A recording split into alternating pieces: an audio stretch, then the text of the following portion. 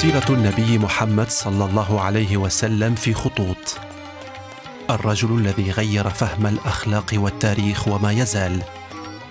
في بضع خطوط نرسمها، في بضع كلمات نقولها، لنلقي الضوء على بعض أحداث تاريخ الإسلام.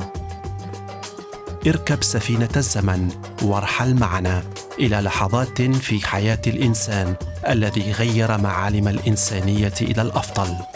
السيرة النبوية في قالب عصري سلس، يعرض الأحداث بطريقة جديدة تعطي للمكان قيمته، ليستفيد منها الكبار ويستمتع بها الصغار. في المواجهة بين الحق والباطل عبر التاريخ هناك مواقف مهمة كانت حاسمة في انتصار الحق على الباطل مهما بلغت قوته.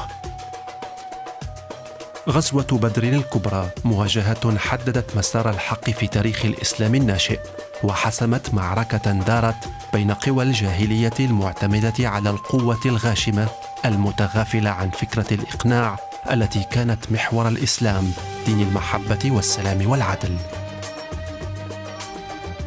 في 17 من رمضان دعا الرسول صلى الله عليه وسلم أصحابه في المدينة وأخبرهم أنه خارج في طلب قافلة للمشركين قادمة من الشام يقودها أبو سفيان، وخيرهم بالذهاب معه لمن أراد الخروج لاعتراض القافلة.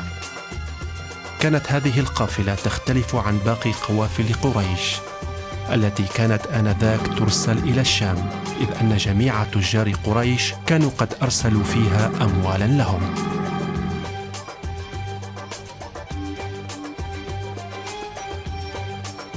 خرج الرسول من مكة باتجاه بئر بدر، حيث تمر القوافل عادة للتزود بالماء وأخذ الراحة. وفي الطريق إلى مكان القافلة كان الرسول وأصحابه يتناوبون بين السير والركوب على الجمال. أبو سفيان الحذر كان يعرف أنه سيمر بالقرب من المدينة المنورة التي أصبحت معقل الإسلام الأول، فكان يرسل المراقبين أمامه حتى يعرف إن كان هناك كمائن تنتظره ليتفاداها. عندما وصل الخبر إلى أبي سفيان أن الرسول قد خرج لاعتراض القافلة التي يقودها، فكر بطريقة يمكن أن ينجو بها بتجارة أهل مكة، فغير اتجاه سير القافلة وسلك طريقا يبتعد عن بئر بدر باتجاه البحر.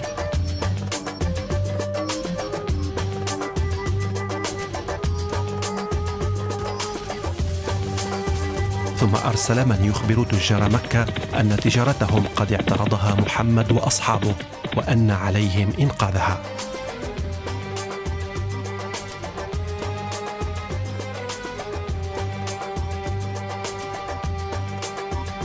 وعلى الفور تحركت قريش وسادتها لإنقاذ التجارة والقضاء على الرسول وأصحابه في المدينة.